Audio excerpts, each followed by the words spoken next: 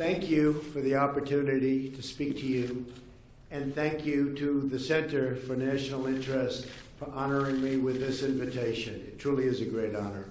I'd like to talk today about how to develop a new foreign policy direction for our country, one that replaces randomness with purpose, ideology with strategy, and chaos with peace. It's time to shake the rust off America's foreign policy.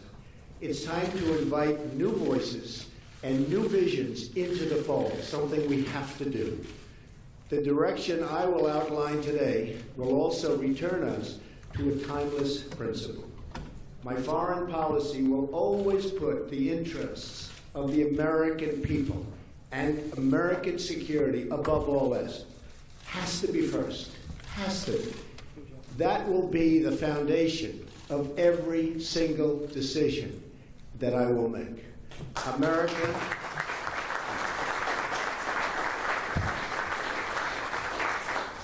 America First will be the major and overriding theme of my administration. But to chart our path forward, we must first briefly take a look back. We have a lot to be proud of. In the 1940s, we saved the world. The greatest generation beat back the Nazis and Japanese imperialists. Then we saved the world again, this time from totalitarianism and communism. The Cold War, it lasted for decades, but guess what? We won, and we won big. Democrats and Republicans working together got Mr. Gorbachev to heed the words of President Reagan, our great president, when he said, "Tear down this wall." History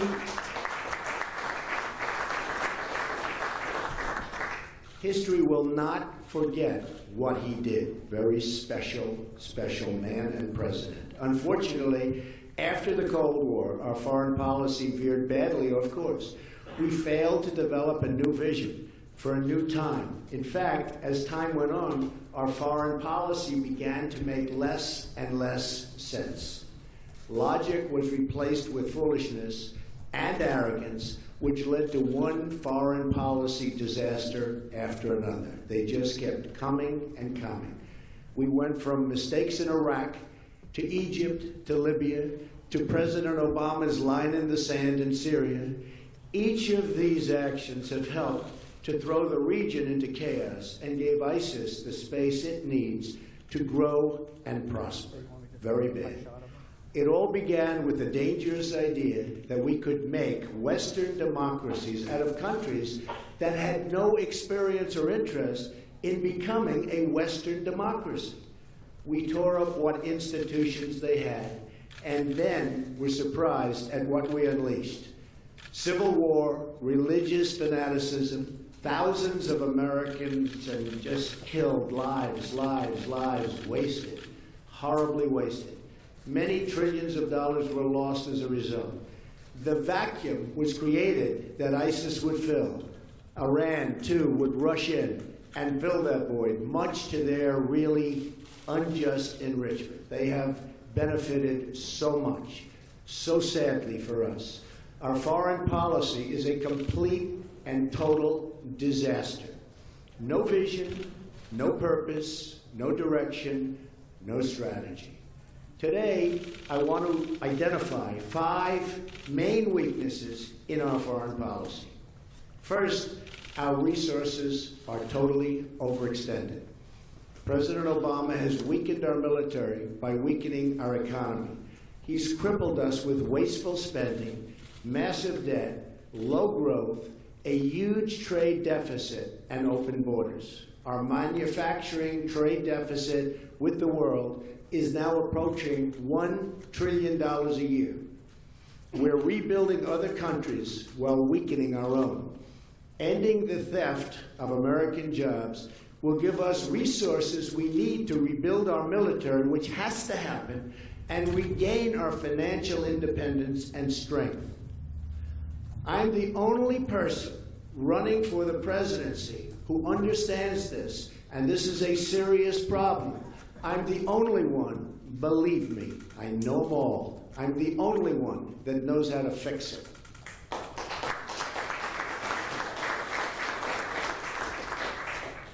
Secondly, our allies are not paying their fair share, and I've been talking about this recently a lot. Our allies must contribute toward their financial, political, and human costs, have to do it, of our tremendous security burden. But many of them are simply not doing so. They look at the United States as weak and forgiving and feel no obligation to honor their agreements with us.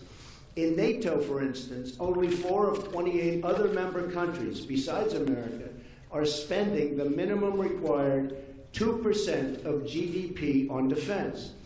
We have spent trillions of dollars over time on planes, missiles, ships, equipment, building up our military to provide a strong defense for Europe and Asia.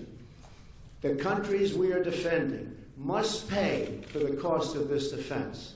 And if not, the U.S. must be prepared to let these countries defend themselves. We have no choice. The whole world will be safer if our allies do their part to support our common defense and security. A Trump administration will lead a free world that is properly armed and funded beautifully. Thirdly, our friends are beginning to think they can't depend on us. We've had a president who dislikes our friends and bows to our enemies, something that we've never seen before in the history of our country. He negotiated a disastrous deal with Iran, and then we watched them ignore its terms even before the ink was dry. Iran cannot be allowed to have a nuclear weapon, cannot be allowed, remember that, cannot be allowed to have a nuclear weapon.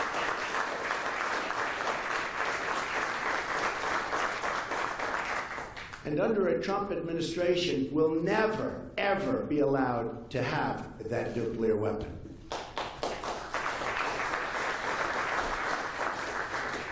All of this without even mentioning the humiliation of the United States with Iran's treatment of our 10 captured sailors. So vividly, I remember that day. In negotiation, you must be willing to walk.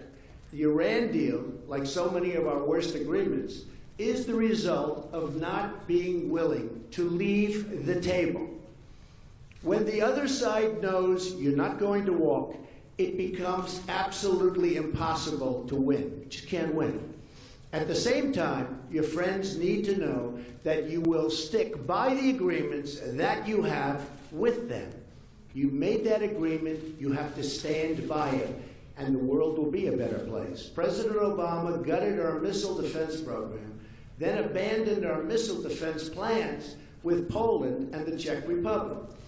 He supported the ouster of a friendly regime in Egypt that had a long-standing peace treaty with Israel and then helped bring the Muslim Brotherhood to power in its place.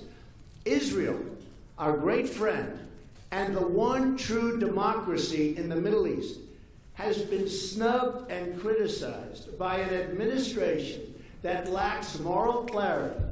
Just a few days ago, Vice President Biden again criticized Israel, a force for justice and peace, for acting as an impatient peace area in the region. President Obama has not been a friend to Israel.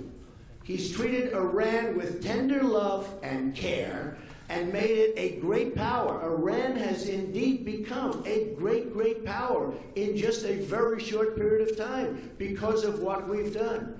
All of the expense, and all at the expense of Israel, our allies in the region, and very importantly, the United States itself.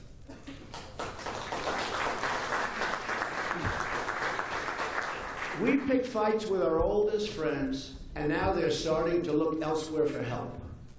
Remember that.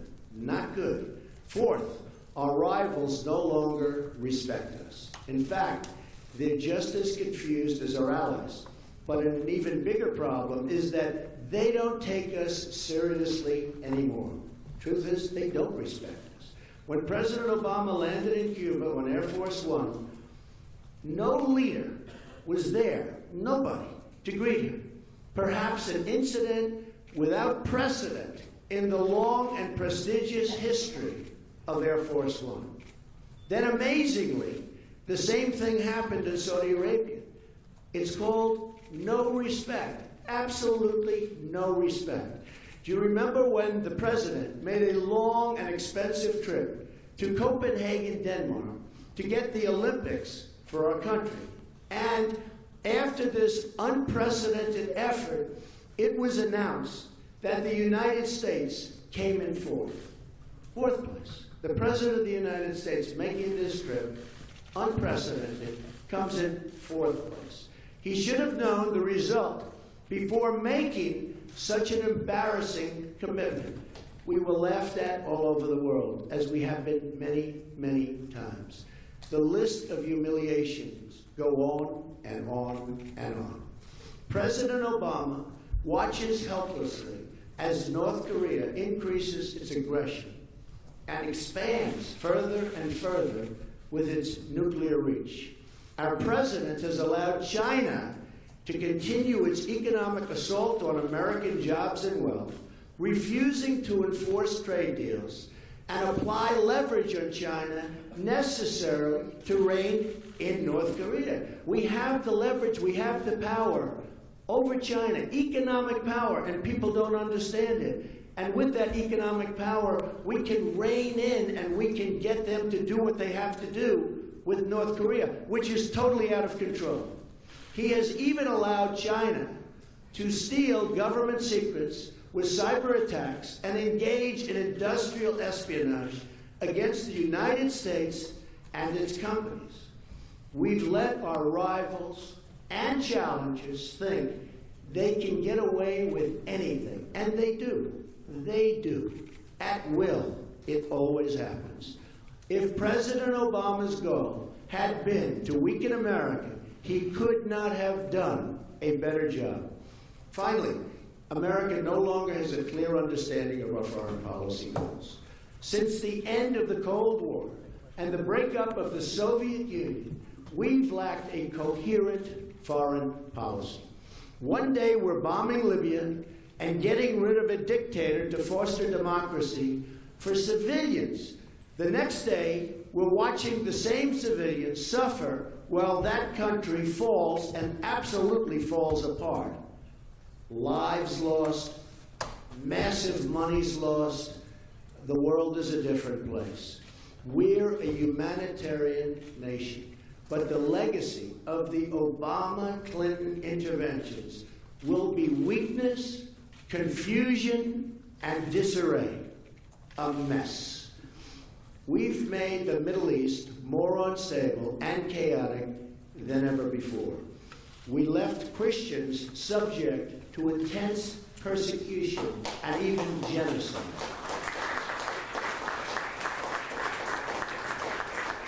We have done nothing to help the Christians, nothing. And we should always be ashamed for that lack of action. Our actions in Iraq, Libya, and Syria have helped unleash ISIS. And we're in a war against radical Islam, but President Obama won't even name the enemy.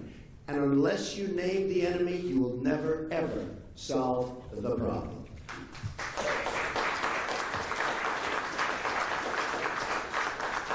Hillary Clinton also refuses to say the words radical Islam, even as she pushes for a massive increase in refugees coming into our country. After Secretary Clinton's failed intervention in Libya, Islamic terrorists in Benghazi took down our consulate and killed our ambassador and 3 brave Americans. Then, instead of taking charge that night, Hillary Clinton decided to go home and sleep. Incredible. Clinton blames it all on a video, an excuse that was a total lie, proven to be absolutely a total lie. Our ambassador was murdered, and our Secretary of State misled the nation. And by the way, she was not awake to take that call at 3 o'clock in the morning.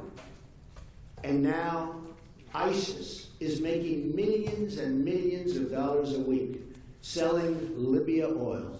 And you know what? We don't blockade, we don't bomb, we don't do anything about it. It's almost as if our country doesn't even know what's happening, which could be a fact and could be true. This will all change when I become president. To our friends and allies, I say America is going to be strong again. America is going to be reliable again. It's going to be a great and reliable ally again. It's going to be a friend again. We're going to finally have a coherent foreign policy based upon American interests and the shared interests of our allies.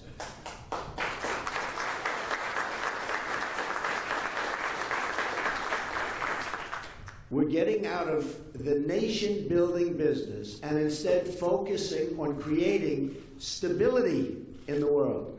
Our moments of greatest strength came when politics ended at the water's edge. We need a new, rational American foreign policy, informed by the best minds and supported by both parties, and it will be by both parties, Democrats, Republicans, independents, everybody, as well as by our close allies.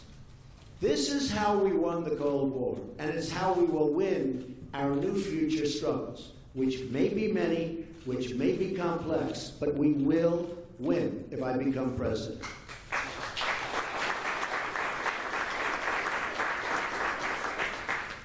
First, we need a long-term plan to halt the spread and reach of radical Islam. Containing the spread of radical Islam must be a major foreign policy goal of the United States and indeed the world. Events may require the use of military force, but it's also a philosophical struggle, like our long struggle in the Cold War. In this, we're going to be working very closely with our allies in the Muslim world, all of which are at risk from radical Islamic violence, attacks, and everything else. It is a dangerous world, more dangerous now than it has ever been. We should work together with any nation in the region that is threatened by the rise of radical Islam. But this has to be a two-way street. They must also be good to us. Remember that. They have to be good to us. No longer one way. It's now two-way. And remember, us and all we're doing, they have to appreciate what we've done to them. We're going to help, but they have to appreciate what we've done for them. The struggle against radical Islam also takes place in our homeland. There are scores of recent migrants inside our borders charged with terrorism. For every case known to the public, there are dozens and dozens more. We must stop importing extremism through senseless immigration policies. We have no idea where these people are coming from. There's no documentation. There's no paperwork. There's nothing. We have to be smart. We have to be vigilant. A pause for reassessment will help us to prevent the next San Bernardino, or, frankly, much worse. All you have to do is look at the World Trade Center and September 11th.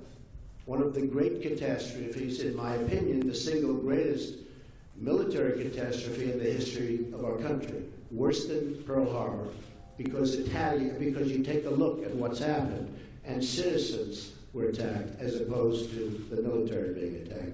One of the true great catastrophes. And then there's ISIS.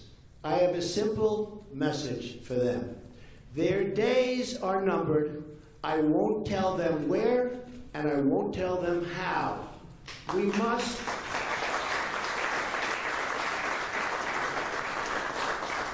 must, as a nation, be more unpredictable. We are totally predictable. We tell everything. We're sending troops, we tell them. We're sending something else, we have a news conference. We have to be unpredictable. And we have to be unpredictable starting now. But they're going to be gone. ISIS will be gone. if I'm elected president, and they'll be gone quickly. They will be gone very, very quickly. Secondly, we have to rebuild our military and our economy. The Russians and Chinese have rapidly expanded their military capability, but look at what's happened to us. Our nuclear weapons arsenal, our ultimate deterrent, has been allowed to atrophy and is desperately in need of modernization and renewal, and it has to happen immediately.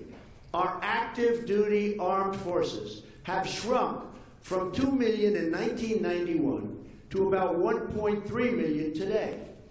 The Navy has shrunk from over 500 ships to 272 ships during this same period of time. The Air Force is about 1/3 smaller than 1991. Pilots flying B-52s in combat missions today. These planes are older than virtually everybody in this room. And what are we doing about this? President Obama has proposed a 2017 defense budget that in real dollars cuts nearly 25% from what we were spending in 2011. Our military is depleted, and we're asking our generals and military leaders to worry about global warming. We will spend what we need to rebuild our military. It is the cheapest single investment we can make. We will develop, build, and purchase the best equipment known to mankind. Our military dominance must be unquestioned, and I mean unquestioned, by anybody and everybody. But we will look for savings and spend our money wisely. In this time of mounting debt, right now we have so much debt that nobody even knows how to address the problem, but I do. No $1 can be wasted. Not one single dollar can we waste. We're also going to have to change our trade, immigration, and economic policies to make our economy strong again and to put Americans first again. This will ensure that our own workers, right here in America, get the jobs and higher pay that will grow our tax revenues, increase our economic might as a nation, make us strong financially again. So important.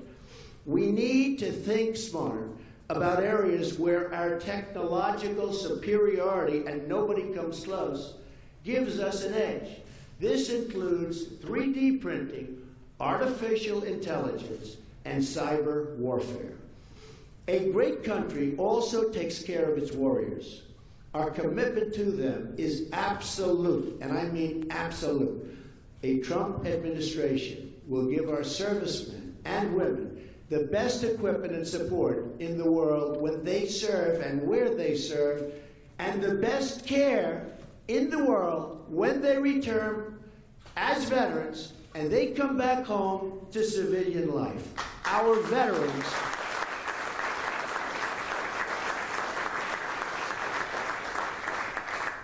veterans have not been treated fairly or justly. These are our great people, and we must treat them fairly. We must even treat them really, really well, and that will happen under the Trump administration. Finally, we must develop a foreign policy based on American interests. Businesses do not succeed when they lose sight of their core interests, and neither do countries. Look at what happened in the 1990s. Our embassies in Kenya and Tanzania, and this was a horrible period of time for us, were attacked, and 17 brave sailors were killed on the USS Cole. And what did we do? It seemed we put more effort into adding China into the World Trade Organization, which has been a total disaster for the United States. Frankly, we spent more time on that than we did in stopping Al-Qaeda. We even had an opportunity to take out Osama bin Laden, and we didn't do it. And then we got hit at the World Trade Center and the Pentagon. Again, the worst attack on our country in its history. Our foreign policy goals must be based on America's core national security interests. And the following will be my priorities. In the Middle East, our goals must be, and I mean must be, to defeat terrorists and promote regional stability, not radical change. We need to be clear-sighted about the groups that will never be anything other than enemies. And believe me, we have groups that no matter what you do, they will be the enemy. We have to be smart enough to recognize who those groups are, who those people are, and not help them. And we must only be generous to those that prove they are indeed our friends.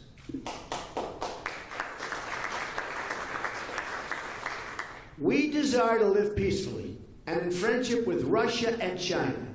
We have serious differences with these two nations and must regard them with open eyes. But we are not bound to be adversaries. We should seek common ground based on shared interests. Russia, for instance, has also seen the horror of Islamic terrorism. I believe an easing of tensions and improved relations with Russia from a position of strength only is possible, absolutely possible. Common sense says this cycle, this horrible cycle of hostility must end and ideally will end soon. Good for both countries. Some say the Russians won't be reasonable.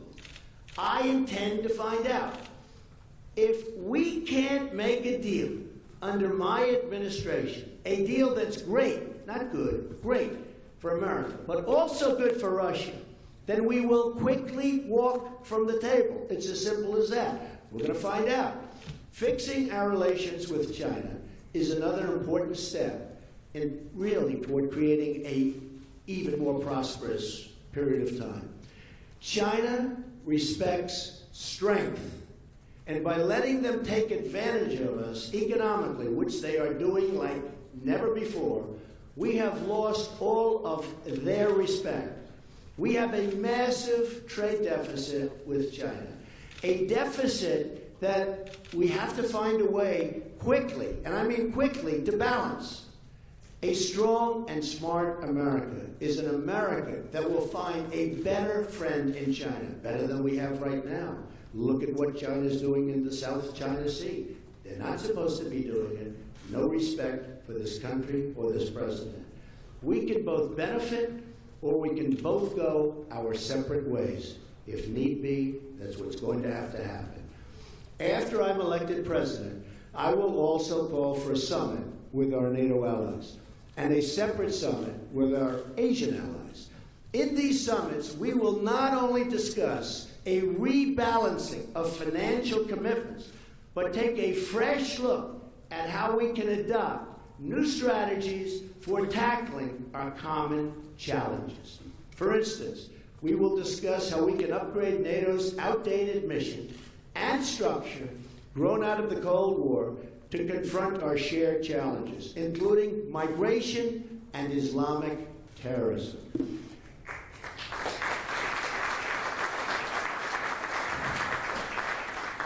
I will not hesitate to deploy military force when there is no alternative. But if America fights, it must only fight to win.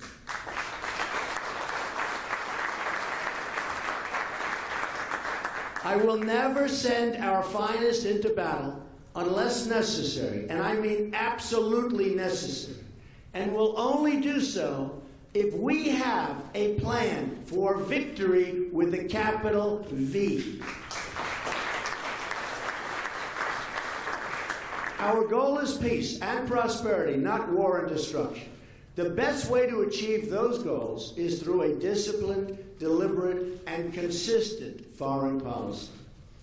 With President Obama and Secretary Clinton, we've had the exact opposite: a reckless, rudderless, and aimless foreign policy, one that has blazed a path of destruction in its wake. After losing thousands of lives and spending trillions of dollars, we are in far worse shape in the Middle East than ever before. I challenge anyone to explain the strategic foreign policy vision of Obama-Clinton. It has been a complete and total disaster. I will also be prepared to deploy America's economic resources. Financial leverage and sanctions can be very persuasive, but we need to use them selectively and with total determination. Our power will be used if others do not play by the rules. In other words, if they do not treat us fairly. Our friends and enemies must know that if I draw a line in the sand, I will enforce that line in the sand. Believe me.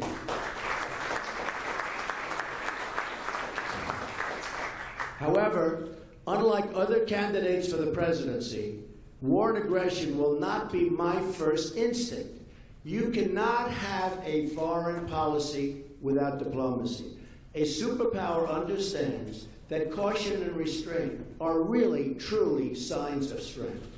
Although not in government service, I was totally against the war in Iraq, very proudly, saying for many years that it would destabilize the Middle East. Sadly, I was correct.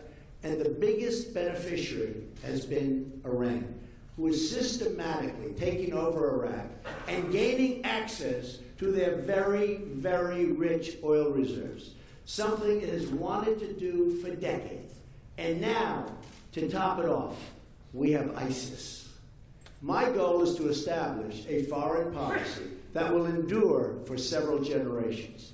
That's why I also look, and have to look, for talented experts with approaches and practical ideas, rather than surrounding myself with those who have perfect resumes but very little to brag about, except responsibility for a long history of failed policies and continued losses at war. We have to look to new people. We have to look to new people because many of the old people, frankly, don't know what they're doing, even though they may look awfully good writing in the New York Times or being watched on television. Finally, I will work with our allies to reinvigorate Western values and institutions. Instead of trying to spread universal values that not everybody shares or wants, we should understand that strengthening and promoting Western civilization and its accomplishments will do more to inspire positive reforms around the world than military interventions.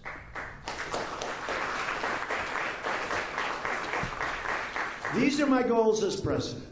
I will seek a foreign policy that all Americans, whatever their party, can support, so important, and which our friends and allies will respect and totally welcome. The world must know that we do not go abroad in search of enemies, that we are always happy when old enemies become friends and when old friends become allies. That's what we want. We want them to be our allies. We want the world to be we want to bring peace to the world. Too much destruction out there. Too many destructive weapons. The power of weaponry is the single biggest problem that we have today in the world. To achieve these goals, Americans must have confidence in their country and its leadership. Again, many Americans must wonder why our politicians seem more interested in defending the borders of foreign countries than in defending their own. Americans must know that we are putting the American people first again. On trade, so true, on trade, on immigration, on foreign policy, the jobs, incomes, and security of the American worker will always be my first priority.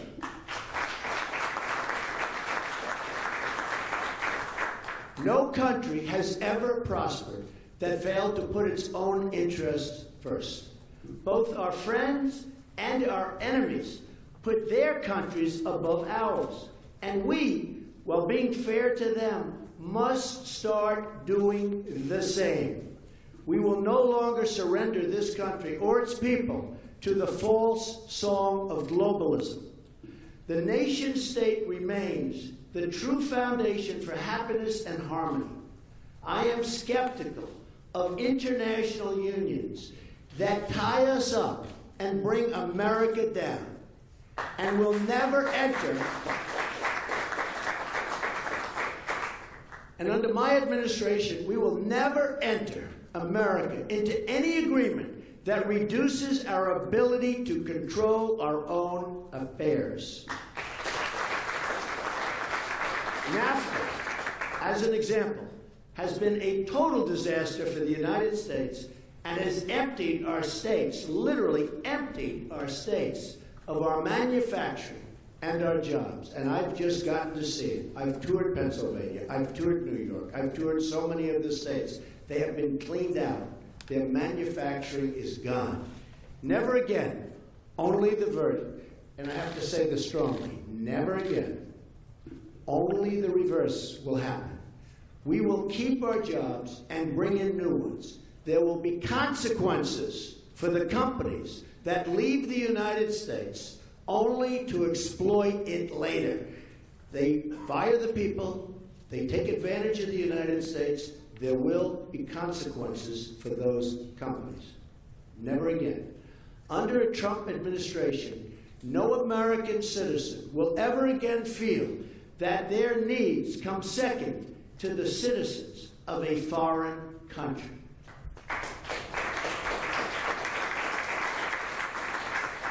I will view, as president, the world through the clear lens of American interests. I will be America's greatest defender and most loyal champion. We will not apologize for becoming successful again, but will instead embrace the unique heritage that makes us who we are. The world is most peaceful and most prosperous when America is strongest. America will continue and continue forever to play the role of peacemaker. We will always help save lives, and indeed humanity itself. But to play that role, we must make America strong again.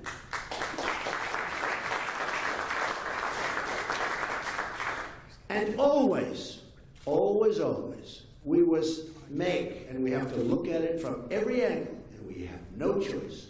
We must make America respected again. We must make America truly wealthy again, and we have to, and we will make America great again. And if we do that, perhaps this century can be the most peaceful and prosperous the world has ever known. Thank you very much, everybody. I appreciate it. Thank you. Thank you very much.